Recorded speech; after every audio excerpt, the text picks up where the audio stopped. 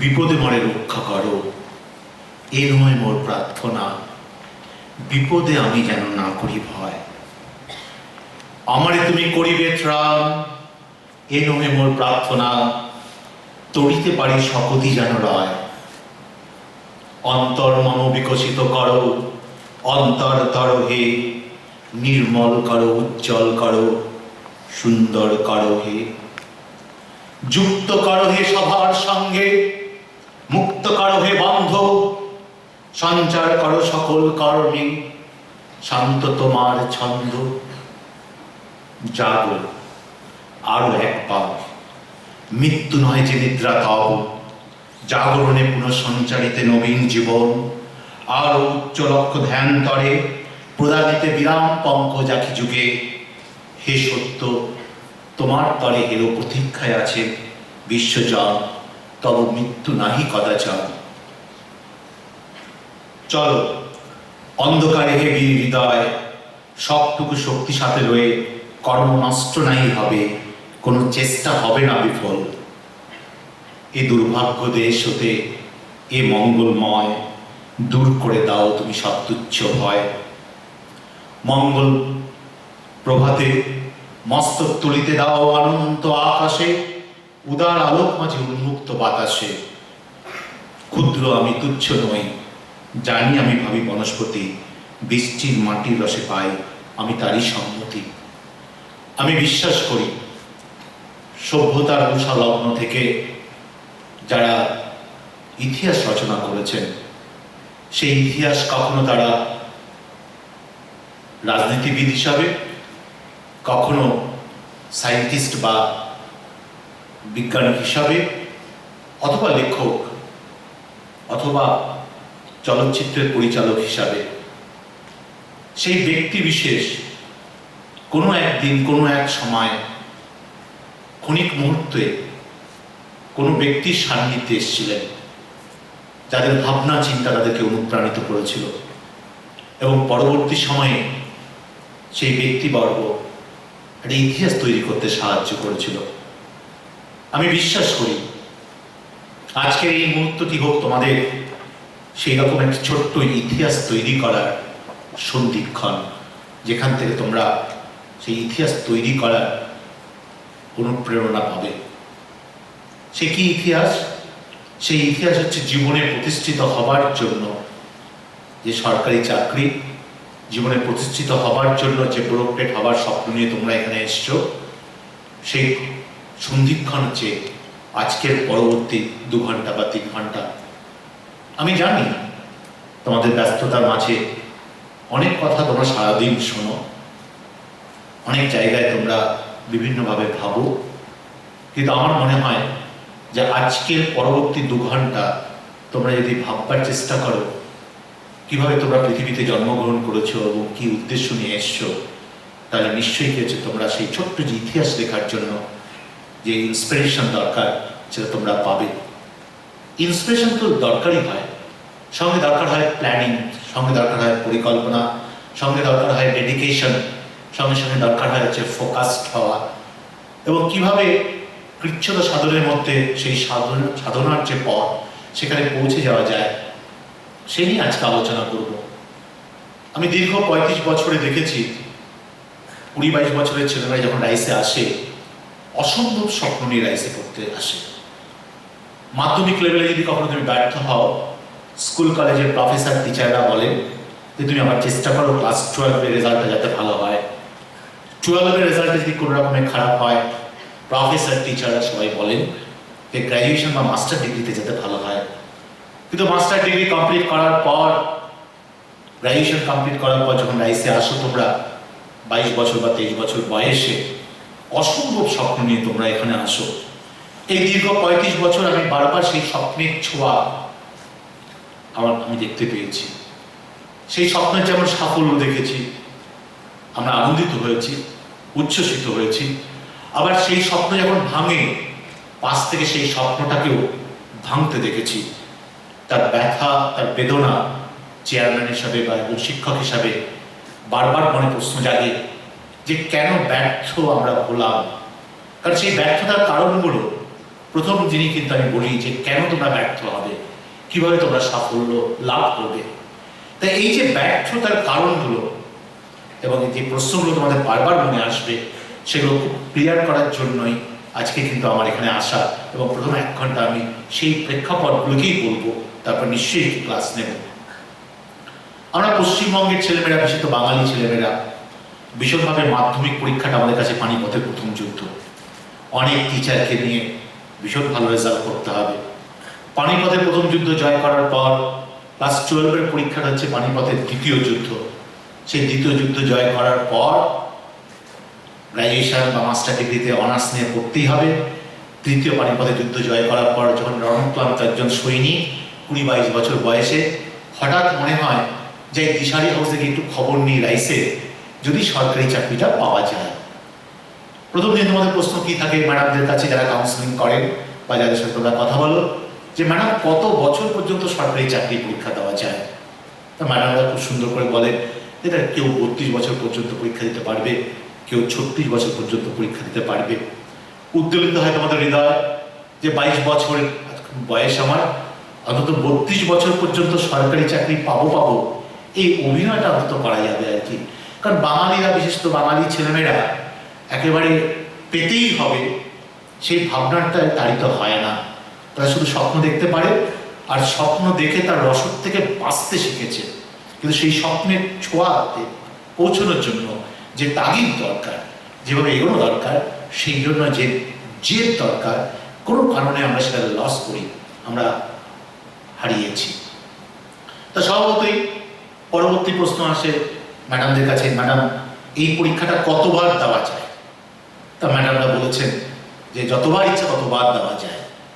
তোমরা আরো বেশি উচ্ছ্বসিত হয়েছ যে এ তো বেশ ভালোই কথা, WBCS 5 বার দেওয়া যায়, রেল যতবার ইচ্ছে দেওয়া যায়, ব্যাংক যতবার ইচ্ছে দেওয়া যায়। এইরকম একটা মাইন্ডসেট নিয়ে রাইসে চাকরি হবে নাই জেনে আসা এবং পড়াশোনা শুরু করা।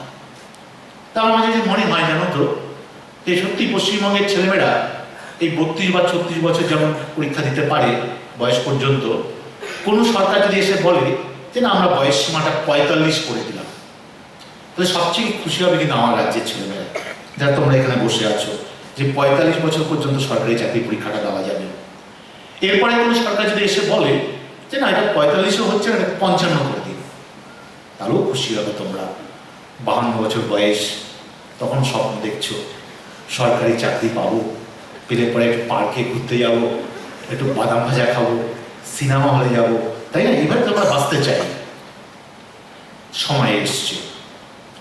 80 দশকে যখন প্রথম রাইস শুরু হয় 1985-এ, যে স্বপ্ন বাঙালি ছেলেমেয়েরা, এই রাজ্যের ছেলেমেয়েরা দেখতো না, দীর্ঘ 35 বছরের রাইস সেটা শিখিয়েছে যে শুধুমাত্র স্বপ্ন দেখা নয়, স্বপ্নের সাথে সাথে কিভাবে সেটাকে সফল করা যায়, তার জন্য কিভাবে রাত জাগা যায়, তার জন্য বাড়ি ছেড়ে এসে কিভাবে মেসে 2 বছর 2.5 বছর থাকা যায়, 49% পেয়েও WBCS-এ কিভাবে ফার্স্ট হওয়া যায়, তার দৃষ্টান্ত কিন্তু তৈরি করেছে।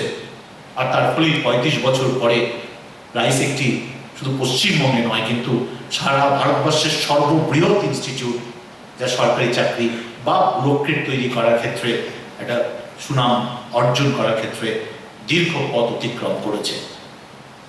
তাহলে সেই স্বপ্ন কি পশ্চিমবঙ্গের সব ছেলেমেয়েরা দেখছে?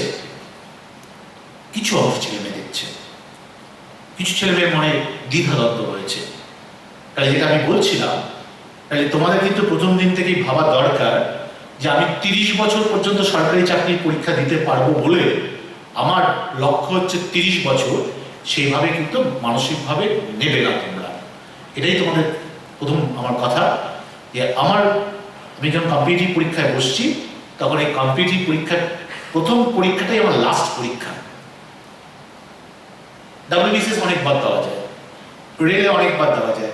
আচ্ছা বলো দেখি, তোমরা যখন মাধ্যমিক পরীক্ষা দিয়েছো, কখনো একবার ভেবেছো যে মাধ্যমিক পরীক্ষাটা এবার কোনো রকমে দিয়ে দিই, পরে এবার আবার দেবো? কখনো হায়ার সেকেন্ডারি পরীক্ষার সময় তোমরা ভেবেছো? কেন? যে না পরিবারের সবাই জানে, আত্মীয় স্বজন সবাই জানে, বাবা মা প্রত্যাশার মধ্যে রয়েছে, অতএব আমাকে রাত জেগে পড়াশোনা করে ভালো মার্কস আমাকে পেতেই হবে। তাহলে যদি পশ্চিমবঙ্গের ছেলেমেয়েরা 22 বছর বয়সে, 18 বছর বয়স থেকে যদি ভাবতে আরম্ভ করে যে না, আমি 24 বছর বয়সের মধ্যেই আমি সরকারি চাকরি পাবো, এটা সম্ভব। কারণ আমি বিশ্বাস করি সারা ভারতবর্ষে যে পড়াশোনার পদ্ধতির মধ্যে দিয়ে ভারতীয়রা তৈরি হয়, পশ্চিমবঙ্গের ছেলেমেয়েরা সবথেকে কঠিনতম সিলেবাস পড়ে ভর্তি হয়, পাশ করে। কিন্তু এখানে বাংলা মিডিয়ামের যে সিলেবাস রয়েছে এবং পশ্চিমবঙ্গের ছেলেমেয়েরা, বিশেষ করে বাঙালি ছেলেমেয়েরা যে প্রতিভার অধিকারী, প্রতিটি ছেলেমেয়ের মধ্যে ক্ষমতা রয়েছে কিন্তু একটি সরকারি চাকরি পাওয়ার।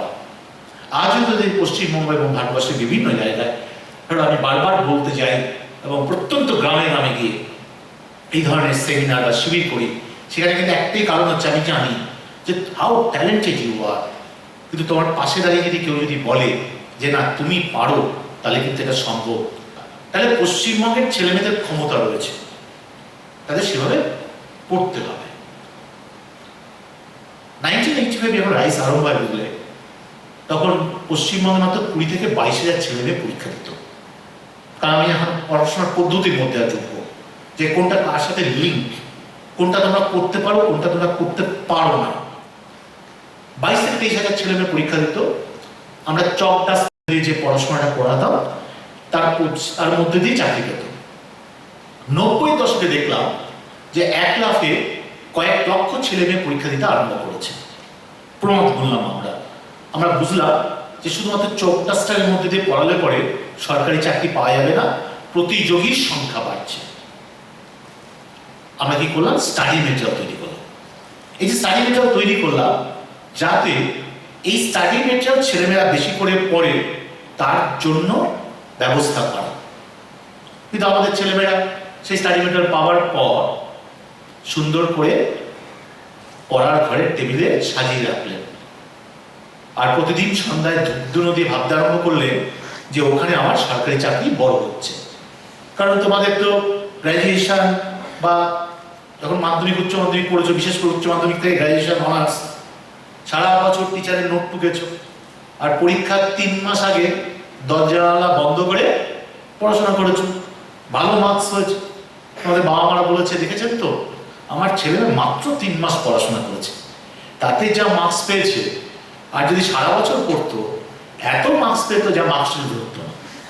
তার ফলে ওই স্টাডি মেটেরিয়ালটা তোমরা অনেক সুন্দর করে সাজিয়ে রাখলে।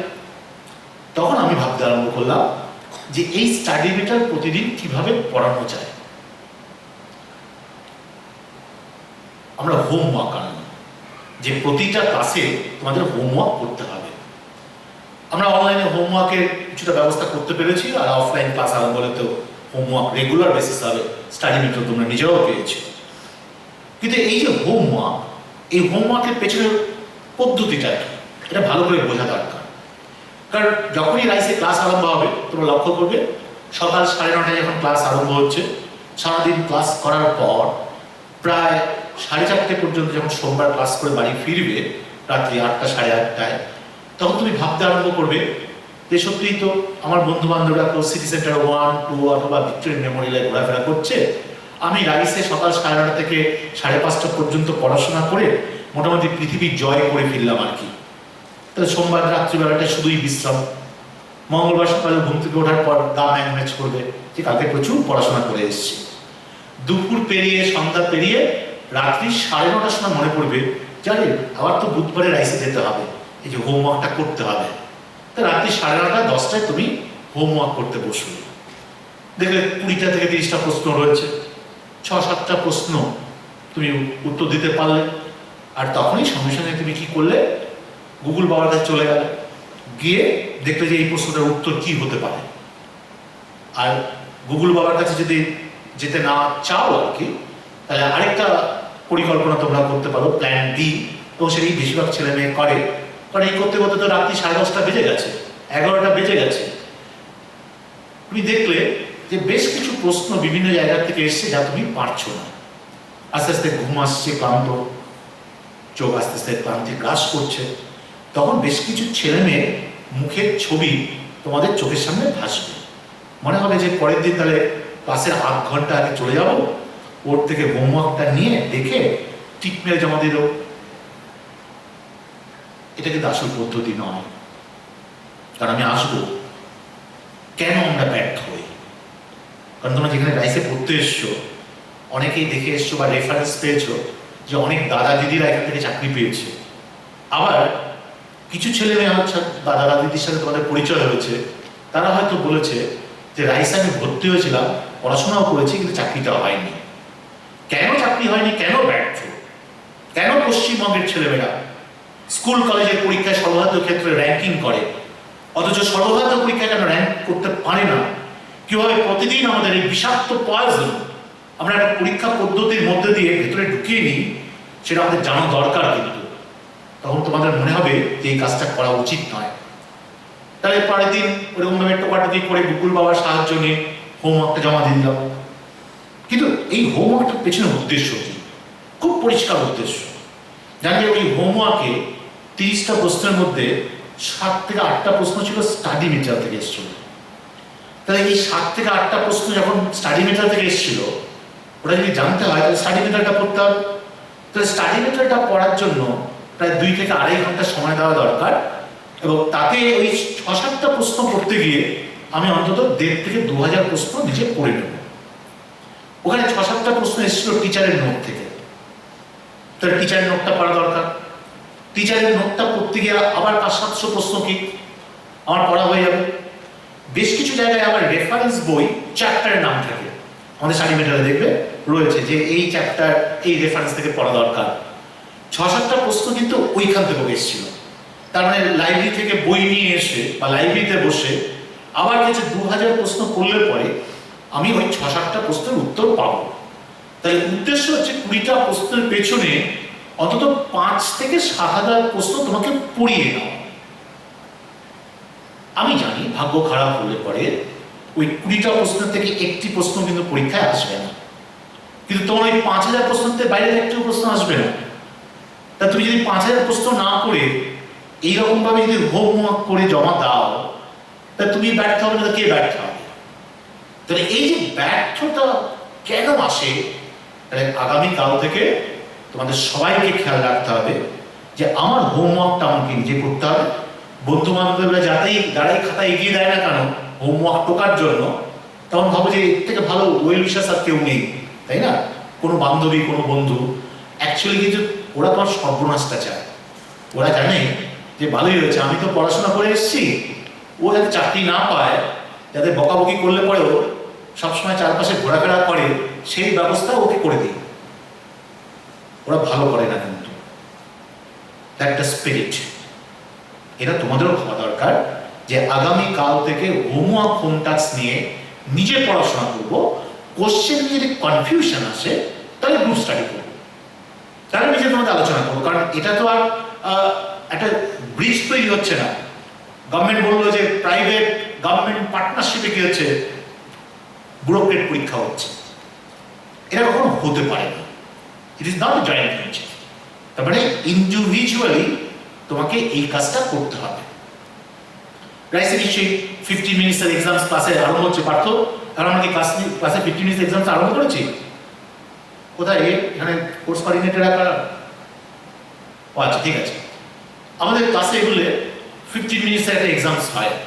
হয়তো তোমাদের যখনই অফলাইন ক্লাস আরম্ভ হবে, এটা ক্লাসের নিয়মই হচ্ছে ক্লাসে আরম্ভ হওয়ার আগে 15 মিনিটস বা 20 মিনিটসের এক্সাম। উদ্দেশ্যটা কি?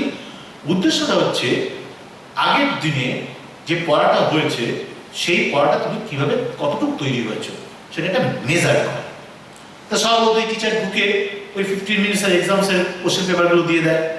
টিচাররা আরো রক্তমাংসের মানুষ, বা যেই সবাইকে ক্লাসে ডিস্ট্রিবিউট করার পরে পেছন থেকে তাকিয়েছে, তুমি ডান দিক থেকে তাকিয়ে নিলে, তাকিয়ে দুটো টিক মেরে দিলে, বাঁ দিক থেকে আবার একটু কালেকশন করলে, করে আরো দুটো টিক মেরে দিলে, পেছন দিক থেকে আরো দুটো, সামনের থেকে আরো 4টে, মোটামুটি 20টার মধ্যে 15-16টা টিক মারার পর তোমার মন শান্তি পেল, মানে আত্মা শান্তি পেল যে বাহ, এটা ভালোই খেলছে, আমার খেলছে, অ্যান্সারটা দিলাম। কিন্তু উদ্দেশ্য ছিল হচ্ছে গতকাল যে পড়াশোনাটা হয়েছে বা গত ক্লাসে যে পড়াশোনাটা হয়েছে তুমি কতটা তৈরি হয়ে এসছো। যদি দেখা যায় 50% তৈরি হয়েছো, তাহলে বাড়িতে গিয়ে আবার পড়াশোনা করতে হবে। যদি মানে 80% তুমি পারছো, তাহলে তোমার একটা কনফিডেন্স চলে আসলো যে না, যে ধরনের প্রশ্ন আসুক না কেন আমার পড়াশোনার মধ্যে থেকে তাহলে কিন্তু আমি অ্যান্সার করতে পারবো।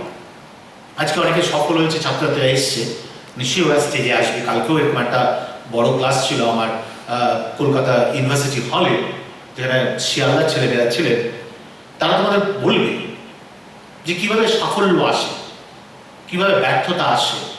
তারা কিন্তু সবাই এক বাক্যে স্বীকার করে যে রাইসের যে স্টাডি ম্যাটারটা আছে, রাইসের যে টিচাররা পড়ান তারা কিন্তু ডিটেলসে পড়ান। স্টাডি ম্যাটারটা পড়লে পরে এর বাইরে কোনো প্রশ্ন আসে না, তার সাথে কানেক্টেড প্রশ্ন আসতে পারে। কালকে যেমন আমাকে ছেলেমেয়েরা বললো যে স্যার এবার WBCS এর কোশ্চেনে কিন্তু ফিজিক্সের বেশ কিছু চেঞ্জ এসছে, এবং পরে আমি দেখলাম আজকে কালকে রাত্রিবেলা এসে যে কোশ্চেনগুলো এসছে অনেকটাই কিন্তু অল ইন্ডিয়া যেই বা হচ্ছে IIT যে পরীক্ষা আসছে তার মতো হচ্ছে বুদ্ধিদীপ্ত প্রশ্ন এখন কিন্তু আসছে। সবদিন তোমাদের মনে হতে পারে যে স্যার IIT স্ট্যান্ডার্ডের ফিজিক্স যদি আর্টসের ছেলেমেয়েরা পড়ে বা কমার্সের ছেলেমেয়েরা পড়ে তাহলে কি আমার পক্ষে এটা সম্ভব? এটা সম্ভব।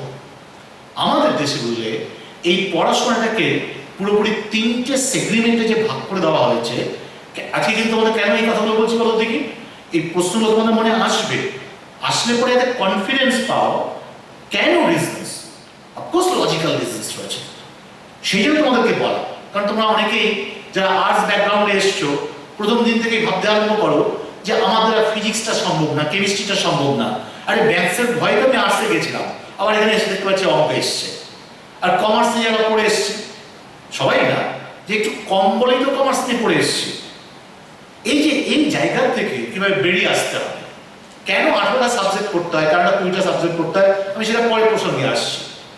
যাই তোমাকে বলছিলাম যে সত্যি আমাদের দেশে এরকম বলে দেওয়া হয়েছে, বুঝলে 3টে অংশে ভাগ করে দেওয়া হয়েছে।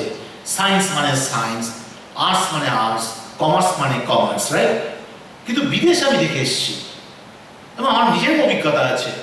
বিদেশে কিন্তু তুমি যদি আর্টস নিয়ে ক্লাস 12 পাস করো, হঠাৎ করে 20 বছর বয়সে তোমার মনে হয় যে ম্যাথসটা ভালো লাগছে এবং ম্যাথসটা তোমাকে কাছে খুব ভালো পারছো, তুমি কিন্তু ওই ইউনিভার্সিটি গিয়ে বলতে পারো যে আমি ম্যাথস ও আর্টস নিয়ে পড়বো। কি করতে হবে? তোমাকে 3 মাসের একটা ব্রিজ কোর্স বা 6 মাসের ব্রিজ কোর্স করতে হবে। করার পর তুমি যদি কোয়ালিফাই করো তাহলে তোমাকে কিন্তু ম্যাথস অনার্স দিতে হবে। কেন? তুমি 16 বছর বয়সে বা 17 বছর বয়সে যে সাবজেক্টটাকে তুমি ভয় পেয়েছিলে, অ্যাকচুয়ালি 20 বছর বা 22 বছর বয়সে তোমার যে ম্যাচুরিটি আসে তখন কিন্তু তুমি যে কোনো সাবজেক্ট করতে পারো। তা আমরাও এখন ঠিক করছি, নতুন স্টাডি মেটেরিয়াল ডেভেলপ হচ্ছে WBCS এর জন্য। আমরা 60 ডেজ একটা প্রোগ্রাম ঠিক করেছি যে না, তার মানে physics, chemistry, maths and the technology এর নতুন স্টাডি মেটেরিয়াল আমরা নতুন মডিউলে আসবে। এবং পাশাপাশি যেমন WBCS বা অন্যান্য সিলেবাস যেমন আমাদের পড়ানো হচ্ছে, এই নতুন মডেলটা এমনভাবে তৈরি করা হবে যেখানে আর্টস, কমার্স এবং সায়েন্সের ছেলেমেয়েরা সবাই পারবে। কারণ পরীক্ষায় কম্পিটিটিভ পরীক্ষায় খুব চেঞ্জ হয়ে যাচ্ছে, কিন্তু এটা তোমার খেয়াল রাখবে। আগে কম্পিটিটিভ এক্সামসে জিজ্ঞেস করা তো তুমি ইনফরমেশন জানো নাকি, রাইট? কে কবে রাষ্ট্রপতি ছিল, কার পরে কে ছিল, কে প্রধানমন্ত্রী ছিল, কে এডুকেশন মিনিস্টার, এইসব ইনফরমেশন। কিন্তু এখন কিন্তু আর ইনফরমেশন বেসিক কম্পিটিশনটা হবে না কিন্তু আগামী দিনে। কেন বলো দেখি? তোমার ইনফরমেশন তার কাছে আছে, তোমার হাতে এই ফোনটার মধ্যে রয়েছে। যখনই ইনফরমেশন দরকার কোনো একটা রিপোর্ট লেখার জন্য, জানার জন্য, তুমি ওখানে গেলে তো তুমি ইনফরমেশন পেয়ে যাবে। কিন্তু এখন দরকার হচ্ছে যে সে কত ডিসিশন মেকার, সে কতটা অ্যানালিটিক্যাল মাইন্ডের অধিকারী। সেটা এখন কিন্তু প্রশ্নটা শুধুমাত্র আমি ইনফরমেশন জানি, টিক মারি, কিন্তু প্রশ্নের ইনক্লিনেশন বা অ্যাঙ্গেল আস্তে আস্তে কিন্তু চেঞ্জ হতে আরম্ভ করেছে। যে কোশ্চেনগুলোর মধ্যে ভীষণ কনফিউশন থাকবে, ভীষণ ডিসিশন নিতে হবে, ডিসিশন নেওয়ার ক্ষেত্রে কাছাকাছি যেতে হবে, এমন পরীক্ষা আসবে নেক্সট 5 ইয়ার্সের মধ্যে। আমি বলে দিচ্ছি যে কোশ্চেন থাকবে, অ্যান্সার থাকবে, সব অ্যান্সারগুলোর কাছাকাছি, ভুল সঠিক না, কাছাকাছি অ্যান্সার। এবার তোমরা অ্যান্সার দিলে 100 স্যাম্পল কোশ্চেন প্রথমে নিয়ে স্ক্যান করে খাতা দেখা হবে, দেখে নিয়ে যে কোশ্চেনের অ্যান্সারগুলো ম্যাক্সিমাম স্টুডেন্ট ভাবনা চিন্তা করে উত্তর দিয়েছে, রাইট, সেগুলোই হচ্ছে ওই কোশ্চেনের অ্যান্সার হবে। তারপরে বাকি খাতা দেখা হবে। তার মানে যে এই যে কমন মাইন্ড, তার মানে বুঝতে পারছো তোমরা এই যে কম্পিটিটিভ এক্সামসের ঘটনাটা এবং এই যে পদ্ধতিটা আস্তে আস্তে কিন্তু চেঞ্জ হচ্ছে এবং সেই কোশ্চেনে নিয়ে বেশ কিছু রিফ্লেকশন আমরা দেখতে পাচ্ছি এই 20% 30% WBCS বা বিভিন্ন পরীক্ষায় আসছে, কিন্তু সেটা তো আমাদের দায়িত্ব। তোমরা যখন রাইসে এসছো কিভাবে পরিবর্তন আসছে, কিভাবে স্টাডি মেটেরিয়াল রিসার্চ হবে সেটা আমরা ঠিক করবো, সেটা নিয়ে তোমাদের ভাববার কিছু নেই। তাহলে কিন্তু মাথায় এটা রাখতে হবে, শুধু ইনফরমেশন বা টিক মারার পদ্ধতিতে আমি কিন্তু ভালো পরীক্ষায় পাশ করতে পারবো না। তাহলে ফিরে আসি যে প্রসঙ্গ আমি বলছিলাম যে রাইসে এই 15 মিনিটসের এক্সামসটা তোমরা এইভাবে কিন্তু অনেকেই দাও, একদম দেবে না। তাহলে নাম্বার 1 কি বললাম, হোমওয়ার্ক টোকাটুকি করা যাবে না। কারণ তোমরা অনেক মেসে আছো, আমি জানি।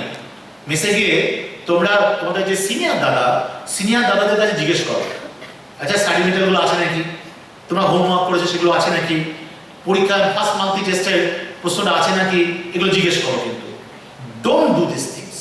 এটা যদি করো তাহলে এই যে নেচারাল যে ডেভেলপমেন্ট, নেচারাল যে মেজারমেন্ট, যে আমি কোন জায়গাটায় আছি, সেটা কিন্তু কোনোদিন তোমরা কিন্তু বুঝতে পারবে না। আর তার ফলে দেখা যাবে রাইসের কম্পিটিটিভ এক্সামসে রাইসের যে কোশ্চেন ব্যাংকটা আছে, এই মুহূর্তে 2 লক্ষ কোশ্চেন আছে, আমরা প্রায় 5 লক্ষ কোশ্চেন করার চেষ্টা করছি, কারণ আমাদের ডাইনামিক কোশ্চেন ব্যাংক তৈরি হচ্ছে এখন, নেক্সট 3 মাসের মধ্যে সেটা আসবে। তাহলে কি, যে সিনিয়র দাদা ফার্স্ট মান্থলি টেস্ট দিয়েছে সেই কোশ্চেনটা যদি তুমি আগের থেকে সলভ করে আসো, কোয়াইট অবভিয়াসলি 200 যখন পরীক্ষা কোশ্চেন নামা হবে তোমার ফার্স্ট মান্থলি টেস্ট, সেখানে তুমি 20-25টা কিন্তু কমন পাবে। তো এই যে 20-25টা তুমি আগের থেকে প্রিপেয়ার করে আসলে, তাহলে অ্যাকচুয়ালি তো তুমি নিজেকে মেজার করতে পারবে না। হতে পারে এরকম যে না, 15 মিনিটসের এক্সামটা আমি চুকবো না, কিন্তু কখনো আমি চেষ্টা করবো প্রতিদিন আমি ডেভেলপ করবো। Number 2, number 3, monthly test. Monthly test যখনই রাইসে তোমরা দেবে, বিশেষ করে অনলাইনে তো কিছু কিছু দিয়েছো, অফলাইনে যখন দেবে সেটা কিন্তু আস্তে আস্তে তোমরা বুঝবে যে প্রথম পরীক্ষায় 200 প্রশ্নের মধ্যে হয়তো তুমি 30 পেয়েছো, রাইট? তো 30 পেলে সবারই তো মন খারাপ হয়। আর রাইস এমন একটা ইনস্টিটিউট বলে ওই সবার নাম্বার আবার টানিয়ে দেয় করিডোরের মধ্যে। তো স্বভাবতই চারপাশে যারা বন্ধু বান্ধবরা রয়েছে তাদেরকে হচ্ছে, আশপাশে যারা রয়েছে তারা একটু দেখে যে ডিগনিটি দিচ্ছিল, সম্মান টম্মান করছিল আর ভাবছিল যে তোমাকে পরবর্তী জীবন পার্টনার করবে, 30 নাম্বার দেখে কাছাকাছি থেকে সরে গেছে আর কি। সে বন্ধুও সরে যেতে পারে, বান্ধবীও সরে যেতে পারে আর কি, যে এটা দ্বারা কিছু হবে না। তো স্বভাবতই পরের দিন তোমরা টিচারকে জিজ্ঞেস করবে যে স্যার কত পেলে পরে একটা সরকারি চাকরি পাওয়া যেতে পারে রাইসের মান্থলি টেস্টে? স্যাররা বলবে যে 120 পেতে হবে। তখন তুমি হিসাব করতে বসবে, আরে 22 বছর পড়াশোনা করে মাত্র 30 পেলাম, 120 মানে 4 গুণ, তাহলে 22 into 4, 88 বছরের আগে আর তো সরকারি চাকরি পাওয়াই যাবে না। কিন্তু কেউ ভাবলে না যে কেন এটা হলো, এই যে রিজনসটা কেন এটা হলো। আমি তো মাধ্যমিকে ভালো ছিলাম, 80% পেয়ে এসেছি, ভালো মেয়ে ছিলাম, 90% পেয়ে এসেছি, কিন্তু রাইসের ফার্স্ট মান্থলি টেস্টে কেন 30 পেলাম? এই কেনটার উত্তর যদি খুব পরিষ্কারভাবে আজকে নিয়ে নিতে পারো, তাহলে কিন্তু ভেঙে পড়বে না। তখন বুঝবে যে দিস ইজ দ্য পদ্ধতি, দিস ইজ দ্য প্রসেস।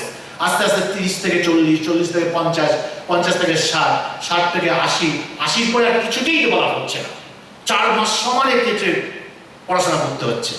তারপরে গিয়ে চলে যাচ্ছে 90, তারপরে গিয়েছে 110, 120 যেদিন পাবে রাইসের মান্থলি টেস্টে, তুমি জানবে ভারতবর্ষের যে কোনো কম্পিটিটিভ পরীক্ষায় তুমি পাস করার দৌড়গোড়ায় পৌঁছে গেছো। কিন্তু আনফর্চুনেটলি মাঝে মাঝে দেখা যায় যে কোনো কোনো পরীক্ষার র্যাঙ্কিং এত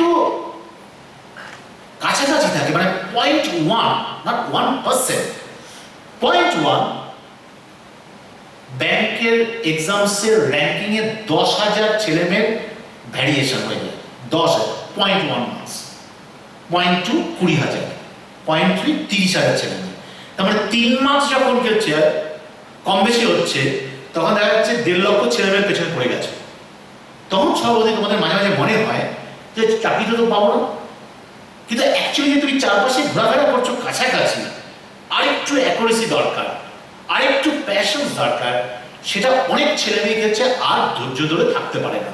কালকেও আমরা যখন আমি ইয়েতে গেছিলাম শিয়ালদা ছেলেমেয়েরা যারা সাকসেসফুল হয়েছে ডাব্লিউবিসিএস, একটি মেয়ে আমাকে বলছিল যে স্যার 2015 সালে আমি রাইসে আসি, এসে প্রথম পরীক্ষা দিন ডাব্লিউবিসিএস প্লিডি আমি চান্স পাই, আমি মেইনে ফেল করি। দ্বিতীয় বছর আমি প্রিলিতে পাস করি, মেইনে পাস করি, সি গ্রুপ পাই, আমি জয়েন করি না। তৃতীয় বছর মেইন পাস করি, ইন্টারভিউ পাস করি, এ গ্রুপ পাস করি, আমাকে যে ডিপার্টমেন্ট দিল সেটা পছন্দ ছিল না, আমি জয়েন করিনি। কারণ আমি প্রথম দিন থেকে ভেবেছি যে ডাব্লিউবিসিএস এই গ্রুপে চান্স পাবো আর আমি কমার্শিয়াল ট্যাক্সে চাকরি করবো ডিপার্টমেন্টে। আমি জানি না কোনো গল্প টল্প হয়তো শুনেছে যে পাওয়াটাও যায় ওইসব ডিপার্টমেন্টে, রাইট? সেই জন্য হয়তো মোটিভেশন হতে পারে, বা ওর বাবা হয়তো কোনো কেউ হয়তো লিডারই ছিল, খুব ভালো নাম করা অফিসার ছিল, সেই জন্য ইন্সপায়ার্ড হয়েছে যে না ওখানে অনেক রকমের ট্রান্সপারেন্সির অভাব আছে, আমি সেটাকে আরো ট্রান্সপারেন্ট করবো। হতে পারে 6 বছর পরে গিয়েছে, এবার সত্যি ডাব্লিউবিসিএস এই গ্রুপে পাস করে কমার্শিয়াল ট্যাক্সে পোস্টিং হয়েছে এই বছর, যে নতুন যে রেজাল্ট হলো। মানে কি প্যাশনস, আমি নিজে আশ্চর্য হয়ে গেছি যে এক্সেপশনাল প্যাশনস। কেন তোমাদের বলা যে এই যে পয়েন্ট 1 এর আশপাশে হয়তো আছো, কিন্তু তুমি নিজেও জানো না এই যে 10,000 ছেলে মেয়ে চান্স পেলো, সেই 10,000 ছেলে মেয়েকে ইন্টারভিউ করা হলো, তারা কি হচ্ছে চাকরিতে জয়েন করে গেল, আর পয়েন্ট 1, 2 এর জন্য তুমি ভাবতেই পারছো না যে চাকরিটা পেতে পারো। দ্যাট ইজ দ্য এরিয়া, যে এরিয়ায় রাইসে তুমি বারবার পরীক্ষা দিয়ে দিয়ে এটাকে তুমি বোঝার চেষ্টা করবে। তাহলে ওই প্রসঙ্গে ফিরে আসি যে কেন তুমি 30 পেয়েছো, 30টা কেন পেয়েছো, এবং সাইন্টিফিক রিজনস। কিন্তু কি সাইন্টিফিক রিজনস? একটা সমীক্ষা দেখা গেছে বুঝলে, মাধ্যমিকে যদি তুমি 2 থেকে 3,000 ইনফরমেশন কোনো একটা সাবজেক্টের জানো, তার মানে ধরো সে গোটা 40 লস দরকার, নিউটনের ফার্স্ট ল কি, সেকেন্ড ল কি, থার্ড ল কি, আর্কিমিডিস ল কি, আর গোটা 20 যদি ইকুয়েশন জানো, আর যদি কিছু ইনফরমেশন জানো 2 থেকে 2,500, তুমি মাধ্যমিকে ফিজিক্সে 80 থেকে 95% স্কোর করতে পারো। সমীক্ষায় বলেছে যে ক্লাস 12 এর ফিজিক্সে যদি তুমি ভালো করতে চাও, 80 থেকে 90% পেতে চাও, তাহলে তোমাকে 4,500 থেকে 5,000 ইনফরমেশন মনে রাখতে পারেই চলবে। আন্ডার গ্রাজুয়েট বা অনার্সে সেটা অ্যাভারেজ হচ্ছে 8 থেকে 9,000, রাইট? এটা কিন্তু সমীক্ষা বলছে। আর তুমি ছোটবেলাতে যখন পরীক্ষা দিয়েছো, দেখো খেয়াল করো, যখন তুমি ফিজিক্স পরীক্ষাটা দিয়েছো তখন কিন্তু 2 দিন ধরে ফিজিক্সের কন্টেন্ট ইনফরমেশন তোমার মাথায় ছিল, রাইট? এবার তুমি যখন ফার্স্ট পরীক্ষাটা রাইসে দিয়েছো তখন তোমার কি সঙ্গে 18টা সাবজেক্ট একসাথে ইনফরমেশন নিয়ে বসতে হয়েছে। তার মধ্যে কি ছিল? বায়োসায়েন্স ছিল, ফিজিক্স ছিল, কেমিস্ট্রি ছিল, কনস্টিটিউশন ছিল, কমার্স ছিল, ইংলিশ ছিল, জিআই ছিল, ম্যাথস ছিল, কারেন্ট অ্যাফেয়ার্স ছিল, এইরকম 18 থেকে 20টা সাবজেক্ট। যদি কম্পিটিটিভ পরীক্ষা অনুসারে বলা হয় যে একটা সাবজেক্টের মিনিমাম 20,000 স্টুডেন্ট তোমার ইনফরমেশন মাথায় থাকা দরকার। তাহলে 4 লক্ষ যদি ইনফরমেশন তুমি মাথায় নিয়ে না বসতে পারো, তাহলে তুমি সত্যিই তো 100 পাবে না। কিন্তু তুমি মাধ্যমিকে 3,500 ইনফরমেশন রেখেছো 48 ঘন্টা ধরে, 2টো পরীক্ষা হলে বড় জোর 7,000 ইনফরমেশন রেখেছো, পরপর যদি 2টো পরীক্ষা হয়ে থাকে। উচ্চ মাধ্যমিকে তুমি 5,000 থেকে 10,000 রেখেছো, নেক্সট কি হচ্ছে গ্রাজুয়েশন তুমি 7 থেকে 8,000 রেখেছো। কিন্তু এখানে এই যে 3 লক্ষ ইনফরমেশন নিয়ে পরীক্ষায় বসতে হবে, এটাকে সায়েন্সে কি বলে? Capacity builder. এটাকে সায়েন্সে কি বলে? টার্মিনোলজি বলো, এই ক্যাপাসিটি বিল্ডার। এই ক্যাপাসিটিটা তোমার তৈরি না, সেই জন্য কিন্তু রাইসে, সেই যে রাইসের টিচাররা বলে, যারা এখানে এসছে তারাও লক্ষ্য করেছে যে এটা রাতারাতি কিন্তু পৌঁছানো যায় না। 18টা 20টা সাবজেক্ট কেন পড়তে হয় সেটা নিয়ে আমি আবার বলবো, কারণ সেটা নিয়েও তোমাদের আবার দুঃখ আছে। কারণ আর্টসের ছেলেমেয়েরা মাঝে মাঝে ভাবো যে কি অত্যাচার, এখানে এসে বলে ফিজিক্স করতে হবে, কেমিস্ট্রি করতে হবে। আবার কি হচ্ছে সায়েন্সের ছেলেরা ভাবে যে কেন হিস্ট্রি পড়তে হবে, কেন জিওগ্রাফি পড়তে হবে। কমার্সের ছেলেরা ভাবে কেন ফিজিক্স পড়তে হবে। ওটা আমি পরে আসছি। তাহলে এই যে ক্যাপাসিটি বিল্ড আপটা, ধরো সে তোমাদের মধ্যে অনেকে জানি বা তোমরাও বোঝো, ছাত্রছাত্রী অনেকেই এখন জিমে যাও, উদ্দেশ্য কি? যে বাইসেপটা ভালো তৈরি করবো, একটু কি হচ্ছে ভালো শরীরটা হবে। তাই তোমরা কি প্রথম দিন গিয়ে 5 কেজি নিয়ে 3 বার ওঠানামা করালে পরে কি দেখা যায় বাইসেপ ফুলে গেছে? 2 বছর করতে হয়েছে, 3 বছর করতে হয়েছে, তারপরে কি হচ্ছে একটা ঠিকঠাক শরীর তৈরি হয়েছে।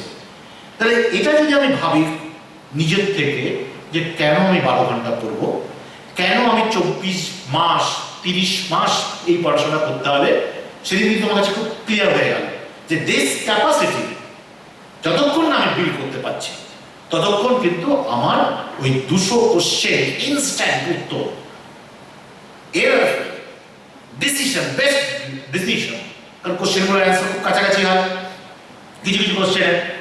তাহলে এটাকে আস্তে আস্তে তোমাকে অর্জন করতে হবে। তাহলে আজকের পর থেকে কেন 24 মাসের কথা রাইস বলে, তোমরা তো দেখেছো বা তোমরা শুনবে যে গত প্রায় 5 বছরে অনেক ইনস্টিটিউট এসছে পশ্চিমবঙ্গে, ভারতবর্ষে। তারা এসে বলেছে যে 10টা তুমি মক টেস্ট দাও, 2টো ডাউট ক্লিয়ারিং করো, তাহলেই দেখবে তুমি ব্যাংকে জয়েন করছো। কেউ জয়েন করতে পারেনি, কিন্তু যাদের নিজস্ব ট্যালেন্ট ছিল সে যদি ওইখানে মক টেস্ট নাও দিত সেও কিন্তু চাকরিটা পেত। কিন্তু 10টা মক টেস্ট, 2টো ডাউট ক্লিয়ারিং পাসের মধ্যে থেকে ব্যাংকে ক্র্যাক করা যায় না, এবং সেখানে প্রায় 85% হচ্ছে ফেইলিয়ার। সেই সব ছেলেমেয়েরা বুঝতে পেরেছে, সেই অর্গানাইজেশনের থেকে এসে ভর্তি হয়েছে। কারণ রাইস একটা ইকোসিস্টেম। দীর্ঘ 35 বছরে আমরা প্রথম দিন থেকে কিন্তু ছেলেমেয়েদের বলি যে তোমায় কি করতে হবে, এটা কিন্তু আমরা বোঝার চেষ্টা করি। কিন্তু কারণ আজকে আমি দেখো তোমার এখানে এসছি, এসে বলতেই পারতাম যে তোমার চোখ দুটো দেখে মনে হচ্ছে তুমি WBCS এ জয়েন করবে, তোমার কপাল চওড়া দেখে মনে হচ্ছে তুমি IAS-IPS হবে। But this is not the method, methodology and the process। এটার সম্বন্ধে যদি খুব ক্লিয়ার কনসেপ্ট না থাকে, কারণ রাত্রিবেলা তুমি জাগবে কিভাবে, ভোরবেলা উঠবে কিভাবে, মাসের পর মাস নিজেকে মোটিভেট করবে কিভাবে? কারণ এখানে তো তোমার ভাই বোন, বন্ধু বান্ধব, আত্মীয় স্বজন, পাড়া প্রতিবেশী সবাই বলবে আরে সরকারি চাকরিটা হয় না, ওর জন্য টাকা পয়সা দিতে হয়, ঘুষের ব্যাপার আছে, তাই না? আজকে তো অনেক সাকসেসফুল স্টুডেন্ট এসছে, শুনবে ওরা কত টাকার ঘুষ দিয়েছে, কতগুলো পরীক্ষায় একজন পাস করেছে। আমি জানি আমার ছাত্ররা প্রায় এসে বলে স্যার চাকরিতে জয়েন করেছি, গ্রামে গেছি, বাবা মার সাথে দেখা করতে, ভাবলাম 7 দিন থাকবো। প্রথম দিনই গ্রামের লোকেরা খবর পেয়েছে, ছেলেমেয়েরা খবর পেয়েছে যে আমি চাকরি পেয়েছি। তার প্রথমেই সবাই এসে বলে তুমি চাকরিটা কি পেলে, কত ঘন্টা পড়েছো, কোথায় পড়েছো, কিভাবে প্রস্তুতি নিয়েছো, সব শোনানোর পরে যাওয়ার আগে জিজ্ঞেস করে আচ্ছা একটা কথা জিজ্ঞেস করবো, কত দিতে হয়েছে? বলে স্যার ক্লান্ত, আমরা ভয়ে গ্রামে যাই না, মানুষকে বলি না, কিন্তু এই যে রাইসে প্রতি বছর এত হাজার হাজার ছেলেমেয়ে চান্স পায়, WBCS হলো, বিভিন্ন পরীক্ষা হলো, তোমরা নিজেরাও দেখতে পেয়েছো যে কত ছেলেমেয়ে এখানে চান্স পেয়েছে। আজকে এই যে সর্বভারতীয় অনলাইন টেস্ট কি একাডেমি আছে, তারপর অন্যান্য কিছু কিছু অর্গানাইজেশন রয়েছে, সব দেখা যাচ্ছে সাকসেসফুল স্টুডেন্ট। ওয়েবসাইটে যাও, 95% 98% হচ্ছে রাইসের সব প্রাক্তন স্টুডেন্ট, সব প্রাক্তন স্টুডেন্ট। কারণ রাইসের কিছু টিচার ওইসব একাডেমিতে জয়েন করেছে, করার পর ওদের রেফারেন্স সে ওই স্টুডেন্টের নাম ছবি সব ওয়েবসাইটে দিয়েছে। অথচ আমরা তিলে তিলে বড় করেছি, 2 বছর 2.5 বছর পড়াশোনা করে ওদের সঙ্গ দেওয়া হয়েছে, কিন্তু কি হচ্ছে সব ছবি হচ্ছে ওরা লাগিয়েছে। কারণ this is not the process. এটা যদি স্কুল কলেজে পড়াশোনা হয়, ওরা যারা সাকসেস হয়েছে ওরা বলবে, তাহলে কিন্তু শুধুমাত্র ইনফরমেশন পেলে পরেই ভালো রেজাল্ট করা যায়, হল কালেকশন করে ভালো রেজাল্ট পাওয়া যায়। বাট কম্পিটিটিভ এক্সামসের ইকোসিস্টেম হচ্ছে এই যে বিহারের ছেলেমেয়েরা এত সফল কেন IAS-IPS এ? ওরা তো স্কুল কলেজের পড়াশোনা এত তো প্রতিভাবান নয়। অন্ধ্রপ্রদেশ, সাউথ ইন্ডিয়ার ছেলেমেয়েরা কেন এত সফল? দিল্লিতে দেখো, মেট্রো স্টেশনে, দিল্লি প্রতিটা মেট্রো স্টেশনে যদি সন্ধ্যার পরে তুমি যাও 7টার পরে, দেখবে গ্রুপে গ্রুপে ছেলেমেয়েরা যে মেট্রো স্টেশনে বসে পড়াশোনা করছে। কেউ বিহার থেকে এসছে, কেউ পাটনা থেকে এসছে, কেউ কি হচ্ছে উড়িষ্যা থেকে এসছে, কেউ পশ্চিমবঙ্গ থেকে গেছে। অ্যাকচুয়ালি এখানে কম্পিটিটিভ এক্সামসের পড়াশোনার মূল জিনিস হচ্ছে এটাকে পুরোপুরি নেবার জন্য প্রতিদিন 12 ঘন্টা 24 মাস তোমাকে ওটাই ফোকাস করতে হবে। কারণ ভারতবর্ষে সরকারি চাকরিটা পাওয়া কঠিন। একবার যদি তুমি পেয়ে যাও, তাহলে 9:30টার অফিস যদি তুমি 10:30টাও যাও, 5:30টার অফিস যদি তুমি 4:30টায় বাড়িতে চলে আসো, তোমার চাকরিটা যাবে না, কিন্তু যদিও এখন করা যায় না। ওরা জানে যে ভিডিও থেকে আরম্ভ করে এখন কিভাবে রাত কাটাতে হয় আর বিভিন্নভাবে কিছু কত কাজ করতে হয় আমি জানি। অথচ 40 বছর তুমি নিশ্চিন্ত, 30 বছর তোমার নিশ্চিন্ত, ডিগনিটি সব দিক থেকে। তাহলে সেটা পাওয়ার জন্য 30 বছর তুমি মায়না পাবে, রিটায়ার হওয়ার পরে হচ্ছে পেনশন গ্র্যাচুইটি পাবে, তুই গরমকালে তুমি কাশ্মীর ঘুরতে যাবে, আর তুমি 2 বছর পড়াশোনা করবে না। এই কথাগুলো কেন বলছি? তোমাদেরও পড়তে পড়তে ক্লান্তি আসবে, তোমাদের মাঝে মাঝে ডিমোরালাইজেশন হবে, পিছিয়ে পড়বে। নিশ্চয়ই আজকে তোমাদের একটা আমি পাওয়ার পয়েন্ট প্রেজেন্টেশন দেবো যে জীবনে কি কি স্টেপ তোমাদের আসবে আর ওইখান থেকে তোমরা কিভাবে বেরোবে। সবার কাছে এই স্টেপগুলো আসে, কিন্তু কিভাবে বেরোতে হবে এটা আমাদের খুব ভীষণভাবে জানা দরকার।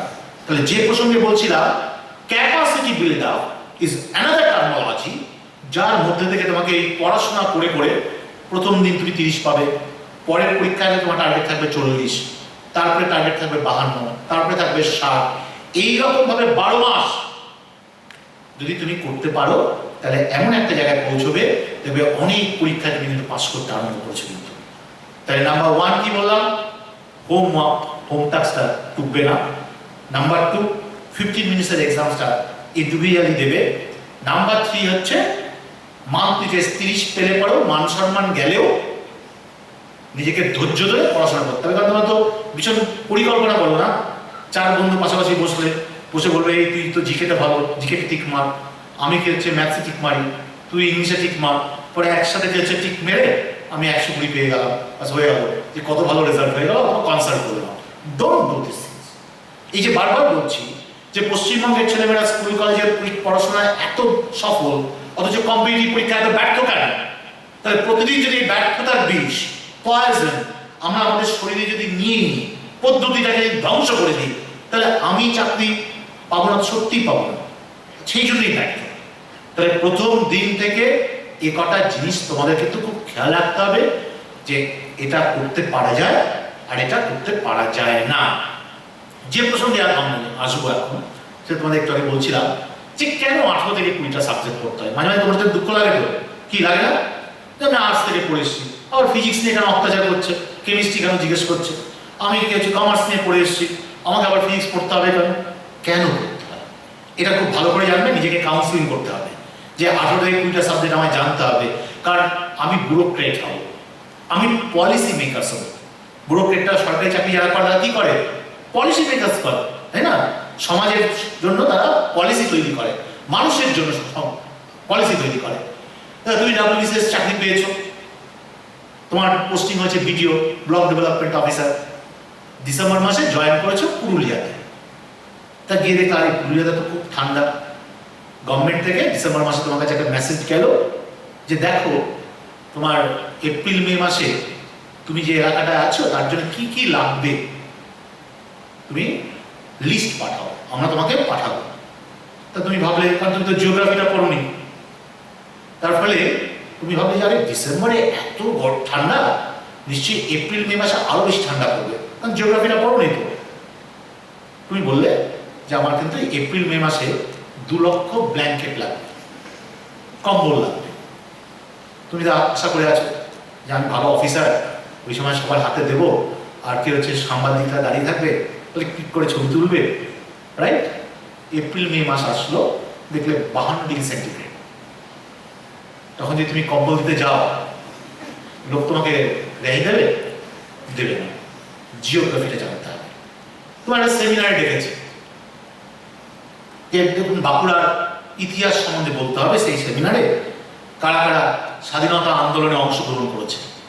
তুমি উঠেই বলে, কারণ ইতিহাসটা পড়োনি, উঠে দাঁড়িয়ে বলে আরে এটাই তো ক্ষুদিরামের জেলা, যে জেলায় ক্ষুদিরাম জন্মগ্রহণ করেছে।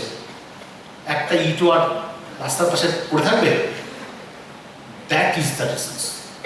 আজকে একটা দুর্ঘটনা ঘটেছে, বোম বিস্ফোরণ হয়েছে, তাই তোমাকে সেই কমিটির চেয়ারম্যান করা হয়েছে। একটু যদি সাউন্ড ফিজিক্স না জানো, কি কারণে বিস্ফোরণ হয়েছে সেটা সময় তুমি আলোকপাত করতে পারবে? পারবে না তো।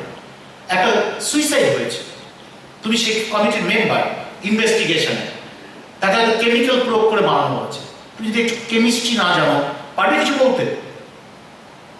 একদিন সকালবেলায় তুমি তোমার ডাইনিং রুমে বসে চা খাচ্ছি, সকালবেলা একজন ভদ্রমহিলা দৌড়তে দৌড়তে এসে বললো যে ম্যাডাম আমাকে বাঁচান, এই অত্যাচার করছে, ও অত্যাচার করছে। এখন পুরুষরাও দৌড়তে এসে বলে যে আমাকে এরকম অত্যাচার করা হচ্ছে। তো তখন তুমি দুটো লোককে বললে দেখো দুটো লাঠি নিয়ে যাও তো দেখি, ওকে কারা কারা অত্যাচার করছে তাকে একটু ধরে মেনে নিয়ে আসো তো দেখি। না, তুমি তখন কনস্টিটিউশনে রাইটসে বই খুলে দেখবে, আচ্ছা এই মহিলাকে কিভাবে প্রোটেক্ট করা যায়, কত নম্বর ধারা কি আছে। তাহলে তোমাকে কি করতে হবে বলো? কনস্টিটিউশনটা জানতে হবে, রাইট জানতে হবে। That is the spirit. যখন নিজেকে এইভাবে কাউন্সেলিং করবে যে কেন আমি 18টা সাবজেক্ট করবো, কেন আমি 20টা সাবজেক্ট করবো, কেন আমার জিকে কারেন্ট অ্যাফেয়ার্স পড়া দরকার, তাহলে তার কোনো সংশয় থাকে না। তাহলে তুমি রাজ্যেও করবে। আমি জানি যে ছেলেমেয়েরা আর্টস পড়ে এসছে তারা 7টা সাবজেক্টে ভালো, যারা সায়েন্স পড়ে এসছে তারা অন্য 7টা সাবজেক্টে ভালো, যারা কমার্স পড়ে এসছে তারা অন্য 7টা সাবজেক্টে ভালো। বাট বাকি 20টার মধ্যে 13টা সাবজেক্ট তো সবাইকেই পড়তে হচ্ছে। তাহলে এইগুলোকে কি হচ্ছে, কারণ আমি বারবার বলছি কিন্তু আজকে যে প্রশ্নগুলো তোমাদের মনে আসবে, পড়তে পড়তে ক্লান্ত হয়ে পড়বে, মন ভেঙে দেবে, তোমাদের ইন্সপায়ার করবে না, সেই প্রশ্নগুলোর উত্তর খোঁজার জন্য আজকে তোমরা এখানে এসছো। নেক্সট, তাই মনে হবে যে সত্যি কি সরকারি চাকরিটা যে আমরা চাইছি পাওয়ার জন্য পড়াশোনা করছি, এটা কি সত্যি ঠিক ডিসিশন? মাঝে মাঝে দ্বিধাদ্বন্দ্ব আসছে না আমাদের, যে এত লক্ষ লক্ষ ছেলে মেয়ে পরীক্ষা দেয় তার মধ্যে কি চাকরি পাওয়া যায়? সেই প্রশ্ন আমি আমার পরে আসছি। তাহলে কি বললাম, সরকারি চাকরিটা আমি করবো নাকি, সেই ডিসিশনটা ঠিক নেওয়া হয়েছে নাকি, সেটা দিয়েও তোমাদের জানা দরকার। তোমরা নোট বাতিল দেখেছো, রাইট? তোমরা জিএসটি দেখেছো, তোমরা কোভিড দেখলে। আমি দেখেছি এই অ্যাডভান্স ইন্টারন্যাশনাল স্কুলে একজন ছাত্রের বাবা বম্বেতে সেলস ম্যানেজার ছিল কোনো একটা গাড়ির কোম্পানি, 3 লক্ষ টাকা মায়না, মা কো পাইলট ছিল, তারপরে 2 লক্ষ টাকা মায়না। কোভিড যখন আরম্ভ হলো, ওই দুজনে এসে বলল যে স্যার জানেন দুজনের চাকরি চলে গেছে, আমাদের মায়না বেতন এখন 0, অ্যাডভান্স ইন্টারন্যাশনাল স্কুলে পড়াবো কি হলো ওকে? 5 লক্ষ 0 হয়ে গেল। কিন্তু তোমরা কেউ কি শুনেছো যে সরকারি কর্মচারী চাকরি চলে গেছে কোভিডের জন্য, নোট বাতিলের জন্য, জিএসটির জন্য? তাহলে তথ্য কি বলে?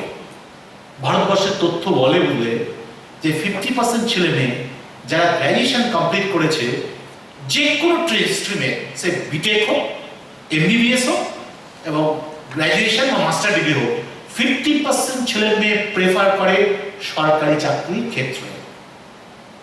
লাস্ট 10 বছরের হিস্ট্রি জানো? বিটেক ইঞ্জিনিয়ার, তোমাদের মধ্যে অনেকে আছো, বিটেক ইঞ্জিনিয়াররা তাদের প্রায় 30% শুধুমাত্র তারা ব্যাংকে জয়েন করেছে, ব্যাংকের পরীক্ষা তারা অসম্ভব ভালো করছে, ব্যাংক পিও। আমরা দেখেছি গত 5 বছর ধরে বিটেক পাস করেছে, ইনফোসিসের চাকরি ছেড়ে এসে রাইসে এসছে, এসে ডাব্লিউবিসিএস এর 3rd হয়েছে। এরকম ঘটনা কিন্তু আছে। সে ইঞ্জিনিয়ার হয়েছে মানে এই নয় যে সে শুধু ইঞ্জিনিয়ারিং কাজ করবে। ভারতবর্ষে একটা সময় সবাই হিস্ট্রি, জিওগ্রাফি সবকিছু নিয়ে পড়তো, এবার ইঞ্জিনিয়ারিং একটা সাবজেক্ট, সেটা কি হচ্ছে পড়ছে, টেকনোলজির অ্যাপ্লিকেশন রয়েছে, আইএস আইপিএস। আইআইটি থেকে যারা পাস করছে তার 10 থেকে 15% ছেলে মেয়ে আইএস আইপিএস হওয়ার জন্য কিছু জয়েন করছে। যারা এমবিবিএস ডক্টর তার 5 to 7% তারা সরকারি চাকরি পাওয়ার জন্য পড়াশোনা করছে। তোমাদের মনে প্রশ্ন আসছে যে আমি কি সিদ্ধান্তটা ঠিক নিয়েছি? এই তথ্যগুলো তোমাকে আরো কনফিডেন্স পেতে সাহায্য করবে যে আমার সিদ্ধান্তটা সঠিক। তাহলে আজকের পর থেকে তোমাদের তো ছোটবেলায় অনেকের স্বপ্ন ছিল যে ডাক্তার, ইঞ্জিনিয়ার হবে, বাবা মারা থাকতে পারে। কারণ দেখো, আজ থেকে 30 বছর আগে যখন রাইটার্স বিল্ডিং এ ক্যানাডির মাইনা ছিল প্রায় 700 টাকা, সেন্ট্রাল গভর্নমেন্টের ব্যাংকের এমপ্লয়িদের মাইনা ছিল 1800 টাকা, তখন একজন ডাক্তারের বেতন ছিল 3500 টাকা, ইঞ্জিনিয়ারের বেতন ছিল হয়তো 10,000 টাকা। আমাদের বাবা মাদের কি ধারণা হতো, যদি ডাক্তার ইঞ্জিনিয়ার হতে পারে তাহলে প্রচুর টাকা পয়সা পাবে, দুধে ভাতে থাকবে, দ্যাট দ্য রিজনস, আর কিছু না। কিন্তু 30 বছরে কি পরিবর্তন আসলে ভারতবর্ষে আমরা দেখতে পেলাম যে আজকে যারা বিটেক ইঞ্জিনিয়ারিং নিয়ে পড়ছে, ভারতবর্ষের চাকরি যখন তারা ইন্টারভিউ দেয়, তাদের চাকরি শুরু হয় 7,500 টাকা থেকে আরম্ভ করে, যেগুলো ন্যাশনাল ইন্টারন্যাশনাল প্লেয়ার রয়েছে, Infosys, right, Tech Mahindra and then others যারা রয়েছে, টিসিএস, ম্যাক্সিমাম মাইনা দিচ্ছে 26 থেকে 29,000 টাকা। কত ঘন্টা কাজ করে? এই যে একটা ল্যাপটপ দিয়ে দিল, 18 ঘন্টা কাজ করে। তাহলে 7 ঘন্টার পরিবর্তে যদি 18 ঘন্টা কাজ করে বা 12 ঘন্টা কাজ করে, তাহলে তো তোমার মাইনে অ্যাকচুয়ালি কি হচ্ছে, 30,000 টাকা পেলেও স্টার্টিং এ অ্যাকচুয়ালি তুমি পাও 15,000 স্যালারি পার মান্থ। একদম সিকিউরিটি গার্ড কাছাকাছি মাইনা পায়। তাহলে স্কেল কি বলছে? যে কোনো সরকারি চাকরি ন্যূনতম বেতন এখন 25,000 টাকা, স্টার্ট শেষ হচ্ছে এখন প্রায় 65,000 টাকা পর্যন্ত। এই 25 থেকে 65,000 টাকা মিনিমাম বেতন। নতুন আবার বেতন কমিশন আসছে, তোমরা দেখছো প্রতিদিনই দিয়ে বাড়ছে, কিভাবে বেতন বাড়ছে, নতুন স্কেল আসছে। একজন ডাব্লিউবিসিএস অফিসারের ন্যূনতম বেতন হবে হচ্ছে 1 লাখ টাকা, 1 লাখ টাকা, রাইট? তাহলে এই যে আমি ডাক্তার ইঞ্জিনিয়ার হতে পারিনি দুধে ভাতে থাকবো বলে, আর এখন একজন ইঞ্জিনিয়ারের বেতন শুরু হয় এখান থেকে, এটা ডাক্তারের হাউসশিপের স্কলারশিপ পাবো, সেটাও তোমরা জানো। তাহলে তোমরা রাইট পথে আছো। তোমরা আন্ডার গ্রাজুয়েট করে এসছো, কলেজে সাবজেক্ট করে এসছো, কিন্তু যে বিটেক ইঞ্জিনিয়ার সে ভাবছে, মানে সে অপরাধ করছে না, কিন্তু সেও হতে পারে ডাব্লিউবিসিএস অফিসার, একজন আইআইটি থেকে আইএসআইপিএস হচ্ছে। কারণ এই যে ভাবনাগুলো প্রতিদিন তোমাদের মনে আসবে, তাহলে এই যে ভাবনাগুলোকে কিভাবে ক্লিয়ার করবে, তার জন্য ভাবনা কি দরকার? স্ট্যাটিস্টিক্স দরকার। তার জন্য কি দরকার? এক্সাম্পল দরকার। তার জন্য দরকার যে সমীক্ষার রেজাল্টগুলো কি বলছে। তাহলে নেক্সট কি হলো, যেটা আমি তোমাদের বলতে চাইছিলাম, যে ক্যাপাসিটি বিল্ড আপের জন্যই আমাদের পড়াশোনাটা করতে হয়, আর এই জন্যই আমাদের সময় লাগে। নেক্সট হচ্ছে আমরা সরকারি চাকরি সিলেক্ট করে কোনো কিছু অন্যায় করি। এবার প্রশ্ন হচ্ছে, আদৌ কি স্যার সরকারি চাকরি থাকবে? রাইট? দীর্ঘ সময় আমি দেখেছি, রাজীব গান্ধী আমল থেকে আমি দেখে এসেছি, পরবর্তীকালে বাজপেয়ী এসছে, সবাই এসছে। প্রথমে এসেই জয়েন করে বলে যে সরকারি রিক্রুটমেন্ট হবে না, কিন্তু যেই ভোট আসে তখন দেখবে কেউ বলছে 70,000 লোক রেলে নেওয়া হচ্ছে। আর ব্যাংক তো ন্যাচারাল নিয়মেই লোক নিচ্ছে, কারণ ব্যাংকে একটা স্ট্যাটিস্টিক্স বলে বুঝলে যে ভারতবর্ষের কোন কোন অর্গানাইজেশনে কত লোক কাজ করে, তার ডিমান্ড কি আছে, আমি পরে আসছি, যেটা বলতে চাইছিলাম সেটা আগে শেষ করি। তাহলে যে জায়গাটা আমি বলছিলাম, যে এই যে সরকারি চাকরি পাওয়ার জন্য যে সংখ্যাটা, সেই সংখ্যাটা আমরা কিছু ঠিকঠাক করে জানতে হবে, বুঝতে হবে, তাহলে আমি কিন্তু সেই জায়গাটায় যেতে পারবো।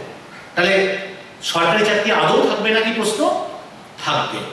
কারণ এই যে প্রতি বছর ভারতবর্ষে বিভিন্ন স্কুল কলেজ থেকে প্রায় 3.5 কোটি ছেলে মেয়ে গ্রাজুয়েশন কমপ্লিট করে। তাহলে ভোট একটা ভীষণ বালাই, তাই না? পরীক্ষা ভোটের আগে রিক্রুটমেন্ট করতেই হবে। সরকারি অফিস থাকবে না থাকবে সেটা আরেকটা ব্যাপার আসবে, সেটা ইতিহাস নিয়ে আমি আলোচনা করবো। তাহলে এই গভর্নমেন্ট বারবার কিন্তু রিক্রুটমেন্ট করতে বাধ্য হবে, এটা একটা প্রেশার। সেই দিক থেকে গভর্নমেন্টের চাকরি থাকবে, এটা কিন্তু তোমরা ধরে নিতে পারো, এ ব্যাপারে কোনো সংশয় নেই। এবার তোমরা যে নেক্সট প্রশ্ন একটু আমি ছুঁয়ে গেছিলাম, আদৌ কি সরকারি সংগঠন থাকবে? ইয়েস, সরকারি সংগঠন থাকবে। কেন? বিভিন্ন ফর্মে থাকবে। কেন?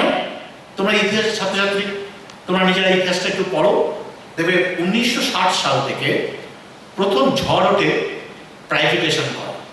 সেটা জায়গা শুরু হয়েছিল হচ্ছে ইউএসএ থেকে, আমেরিকা থেকে। আমেরিকায় সেই সময় যারা প্রেসিডেন্ট ছিলেন তারা ভাবলেন যে এই সরকারি অফিসগুলোকে যদি বেসরকারি করে দেওয়া যায়, তাহলে এককালীন প্রচুর টাকা পাওয়া যাবে, তাদের দেশের কাজে লাগবে। আর পিএফ, ইএসআই এগুলোকে আস্তে আস্তে আর দেখতে হবে না, তাহলে গভর্নমেন্টের বোঝা কমবে। ঝড় আরম্ভ হলো 60-এর দশকে। ইউএসএ এক সরকারি অফিস বেসরকারি অফিসে পরিণত হলো। সারা ইউরোপে, জার্মানি, বিভিন্ন জায়গায় হচ্ছে বেসরকারি, সরকারি অফিস বেসরকারি পরিণত হলো। 80-এর দশকে বুঝলে সেই ঝড় এসে পৌঁছলো এশিয়ার অন্যান্য দেশে। তা আমাদের সিঙ্গাপুর, ইন্দোনেশিয়া, সেই দেশের সরকারি অফিসগুলো বেসরকারি হবার ফলে 90-এর দশকে 1990 সালে একটা ঝড় আসলো ভারতবর্ষে, যে সরকারি অফিসগুলো বেসরকারিকরণ করা হবে। তোমরা যদি বাবা মাদের সাথে কথা বলো, অনেকে আমি দেখতে পাচ্ছি বয়স্ক অভিভাবকরা যারা এসছেন, তারা 90 সাল থেকে 2000 সালের মধ্যেই কিন্তু জানতে পেরেছিলেন বা শুনছিলেন যে ব্যাংক পুরোপুরি প্রাইভেটাইজেশন হয়ে যাবে, রেল পুরোপুরি প্রাইভেটাইজেশন হয়ে যাবে। এইরকম যখন ভাবনা চলছে 90-এর দশকে সারা পৃথিবীতে একটা আর্থিক বিপর্যয় আসলো। কি দেখা গেল?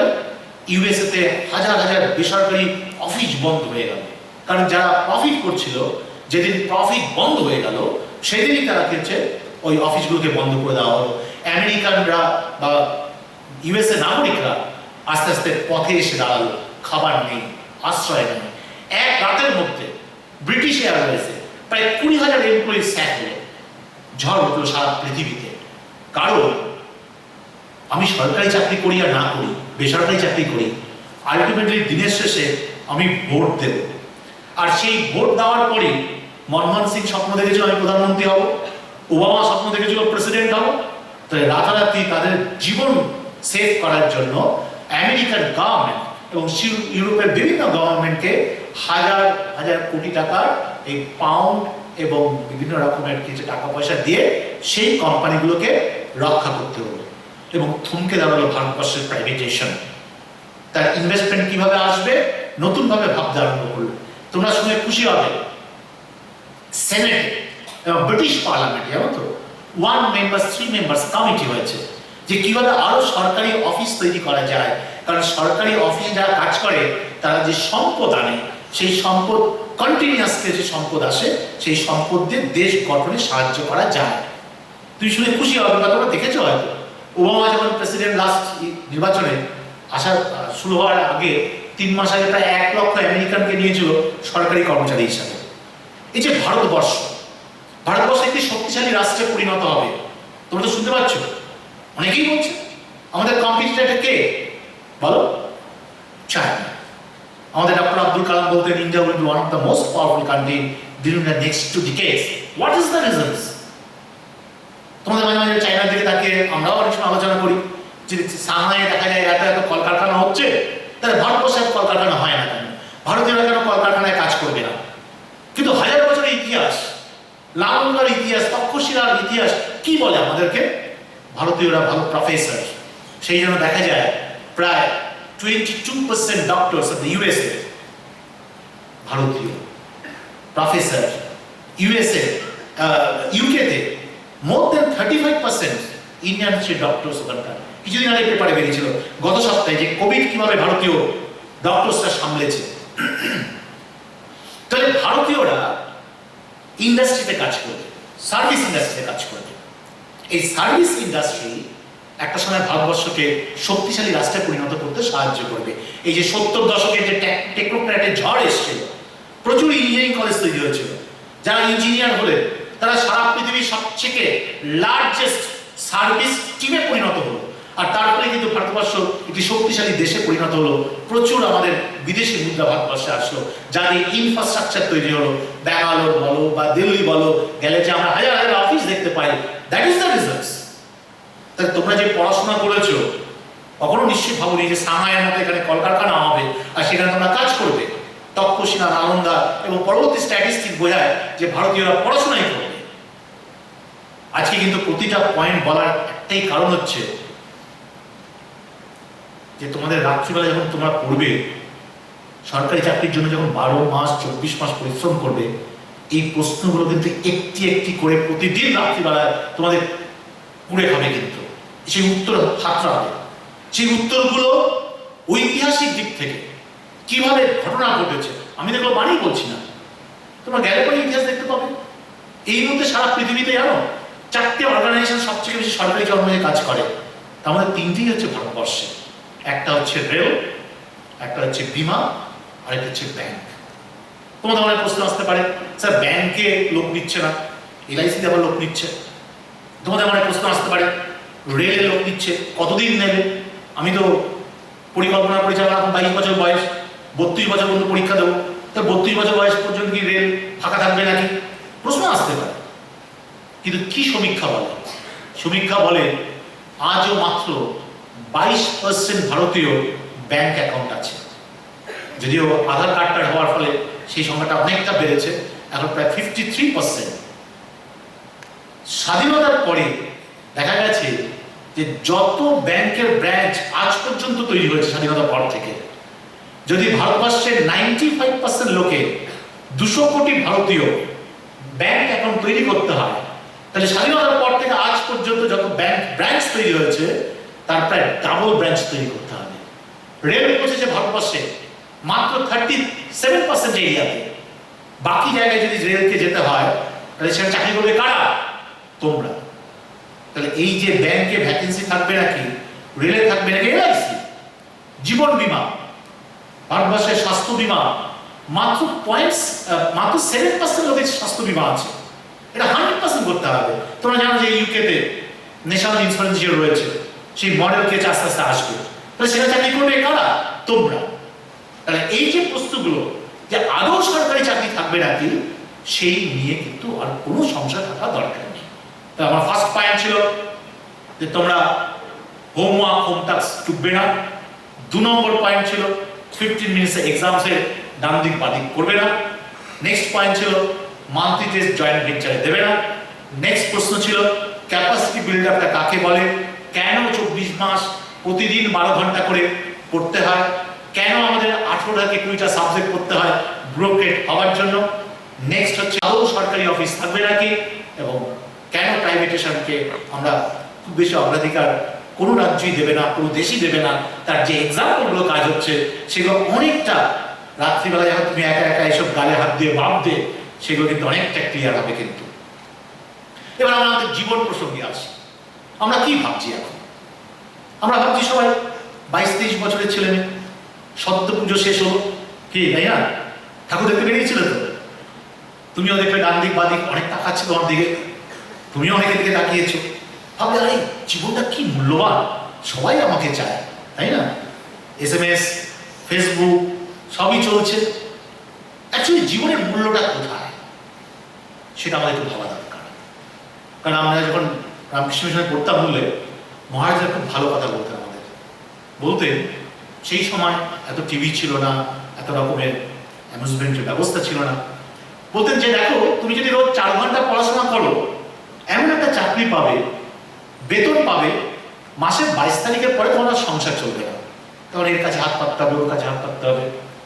আর যদি রোজ 7 থেকে 8 ঘন্টা পড়াশোনা করো, একটা চাকরি পাবে, একটা স্কুটার কিনবে, আর যখন তুমি অফিসে যাবে তখন রুটি আলু ভাজা নিয়ে যেতে হবে। তা রুটি আলু ভাজা খেয়ে পরিশ্রম করে যখন বাড়ি ফিরবে, মন মেজাজ ভালো থাকবে না, সন্ধ্যাবেলায় হাতের কাছে যাদের পাবে 2টো কিলচট দিয়ে ঘুমোতে যাবে, এই হবে তোমার জীবন। আর রোজ যদি 10 থেকে 12 ঘন্টা পড়াশোনা করো, তুমি একটা চাকরি পাবে, তোমাকে ম্যাডাম বা স্যার বলে ডাকবে। আমাদের বলতো স্যার, কারণ এটা তো ছেলেদের কলেজ ছিল, তো স্যার বলে ডাকবে। তোমার একটা সুন্দর বাড়িও হবে। তো আমরা সত্যি তো দেখতাম ছোটবেলায় যখন আমরা পড়াশোনা করেছি, চারদিকে বেড়ার ঘর ছিল, ওপরে কিছু টিন ছিল, আমরা কিন্তু ওইভাবে, আমি অন্তত সেভাবে বড় হয়েছি। তো স্বভাবতই আমাদের একটা অহংকার ছিল যে পড়াশোনাটা ভালো করলে পরে যে যাদের দোতলা বাড়ি আছে সেখানকার ছেলেমেয়েরা প্রায় ফেল করে, শুনি পাস করে না, এক একটা ক্লাসে 2 বার করে থাকে। অন্তত আমাদের অস্ত্র হচ্ছে পড়াশোনা করা। তোমরা তাই মধ্যবিত্ত পরিবার থেকে তোমরা এসছো, স্বপ্ন নিয়ে এসছো প্রতিষ্ঠিত হওয়ার জন্য। অনেকে তোমাদের এখন নামও জিজ্ঞেস করে না, অনেকে অনেক রকম অবাঞ্ছিত কথাবার্তা বলে, তার প্রতিশোধ নেওয়ার ওয়ে সরকারি চাকরি পাওয়া, রাইট? সেই তোমাদের আইডেন্টিটি নিয়েও আমি আবার একটু পরে আসবো। তাহলে যদি আমাদের এই 12 ঘন্টা পড়াশোনা করা যায়, তাহলে একটা বাড়ি হবে, একটা গাড়ি হবে। মহারাজরা বলতেন জীবনে আরো অনেক কিছু হবে যা এই বয়সে বলা যাচ্ছে না। তা আমরা তখন ভাবতাম যে তাহলে নিশ্চয়ই আরো কিছু ভালো হবে, কারণ তখন তো এত টিভি ছিল না আর এত ফেসবুকও ছিল না। এখন কি হচ্ছে জানো তো, তোমাদের মন যখন খারাপ হয় তখন তোমরা ওই টিভির সামনে বসে পড়ো, চ্যানেল ঘোরাতে ঘোরাতে লক্ষ্য করো যে তোমার মতো ওই পোশাকে আশাকে কেশব বিন্যাসে উদ্ভ্রান্তের মতো একজন রাস্তা দিয়ে যাচ্ছে কোনো একটা গন্তব্যস্থলে। তুমিও তো গন্তব্যস্থল খুঁজতে বেরিয়েছো জীবনে, তাই না?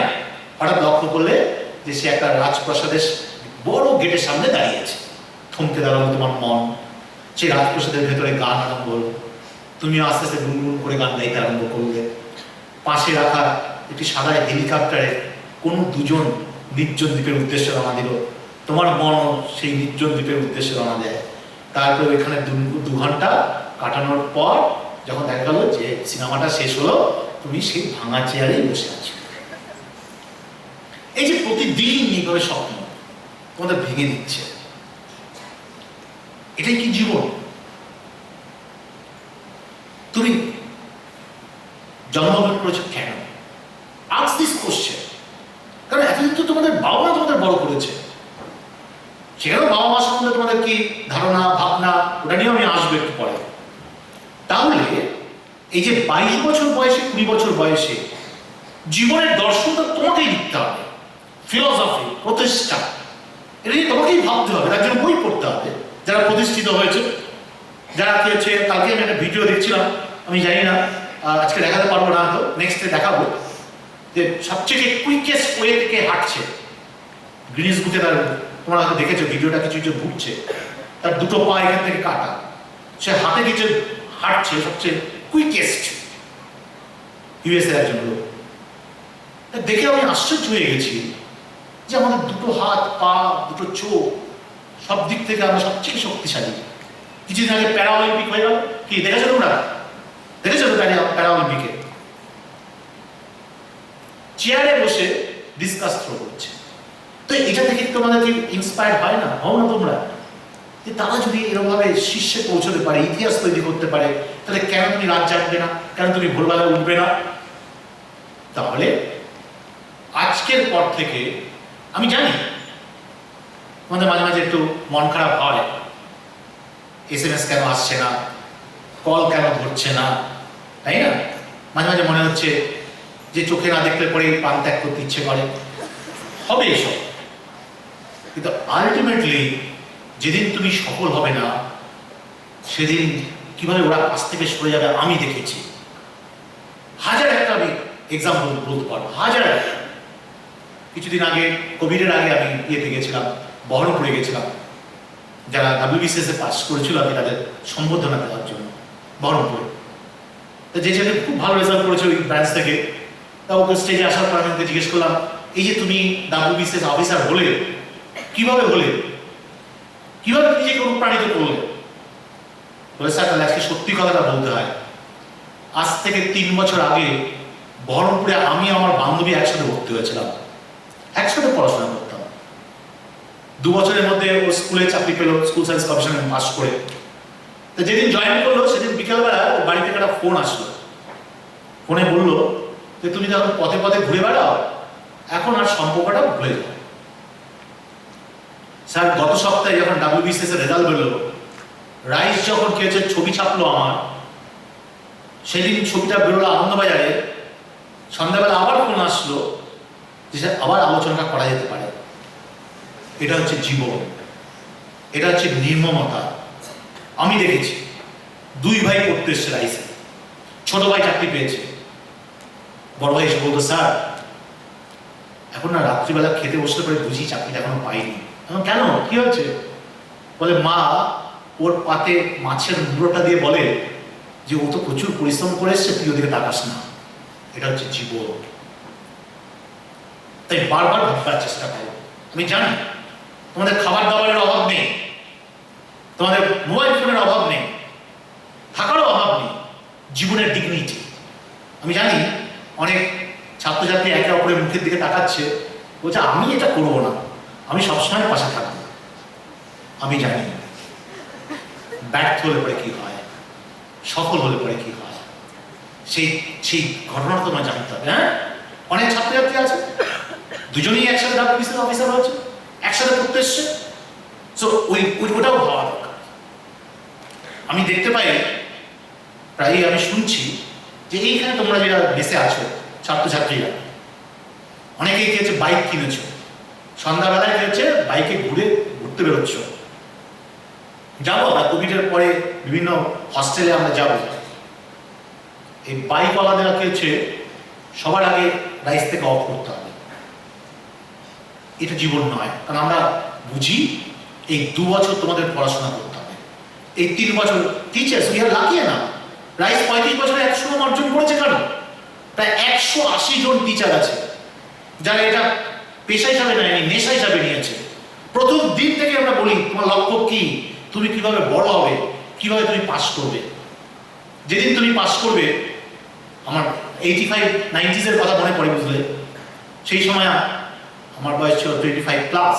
আমি ক্লাসে যেতাম বেত নিয়ে, আমি পড়াতাম দোকানটা। পড়ানোর পর কি হচ্ছে, পড়া ধরতাম, না পারলে পরে বেতের বাড়ি মারতাম হাতে। আমার মনে আছে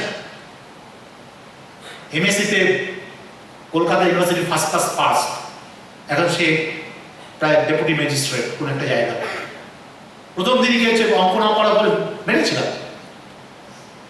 কোনোদিন আজ পর্যন্ত কোনো ছাত্র বলতো না যে স্যার কেন আপনি আমাকে বেত মারলেন। ওরা বলতো স্যার বেত মারলেন কেন?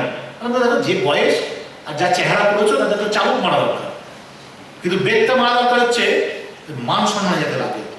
2 বছর পরে যখন তুমি যেদিন চাকরি পাবে, রাইস গিয়ে বলবে না যে 50% বেতন আমাদের জমা দাও। মাধ্যমিকের টিচারদের ভুলে যাবে, higher secondary graduation master degree ভুলে যাবে, কিন্তু প্রতি মাসের 1 তারিখটা বেশ কিছুদিন রাইসের কথা কিন্তু মনে পড়বে। কিন্তু এটা হচ্ছে একটা ইনস্টিটিউট, টেম্পল, মন্দির, এখানে সাধনা করার জায়গা, আর সেই ভাবনাতেই তোমাদের এখানে আসে।